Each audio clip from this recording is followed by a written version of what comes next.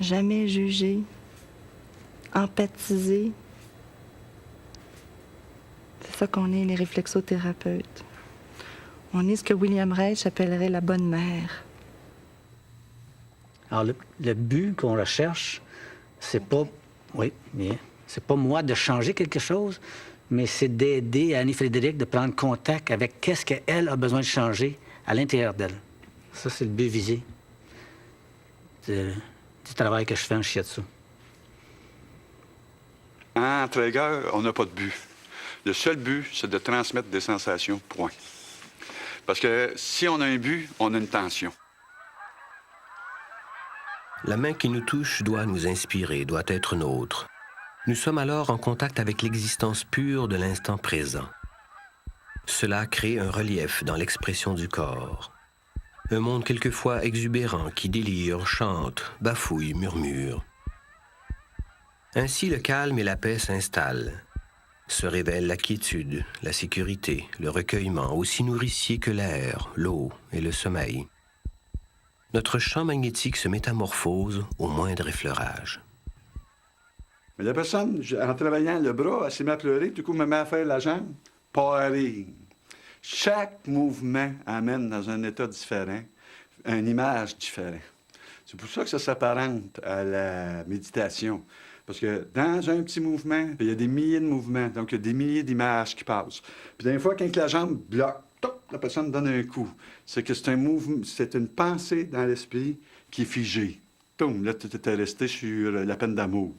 Là, c'est raide. De quoi, à un moment donné, hop, tu te laisses aller, hop, là, ça ramollit. Moi, je dis que quand la personne ne veut pas avancer, les jambes, c'est bloqué. Quand la personne y avance beaucoup, c'est très flexible. Si je retrouve le même malaise, je vais plus savoir quoi faire avec. Alors, d'où le mot, mieux gérer mes malaises. Je ne veux pas les éliminer, mes malaises. Je veux juste savoir quoi faire avec. C'est ça qui fait la différence dans ma vie. Et c'est ça la différence. La différence, c'est qu'on ne change pas ce qui se passe en dedans de nous. On devient juste conscient que ça se passe. C'est tout. Mais c'est tout. C'est beaucoup, là. C'est toute la différence au monde. C'est la différence de se sentir en vie, puis pas savoir qu'on est en vie. On n'est pas des guérisseurs. On n'a pas ce pouvoir-là.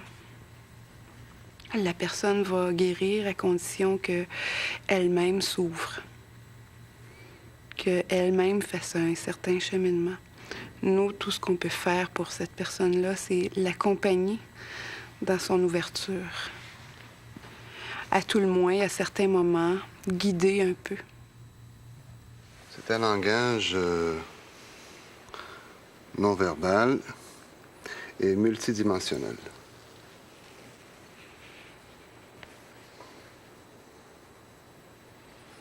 Et très artistique, très créateur.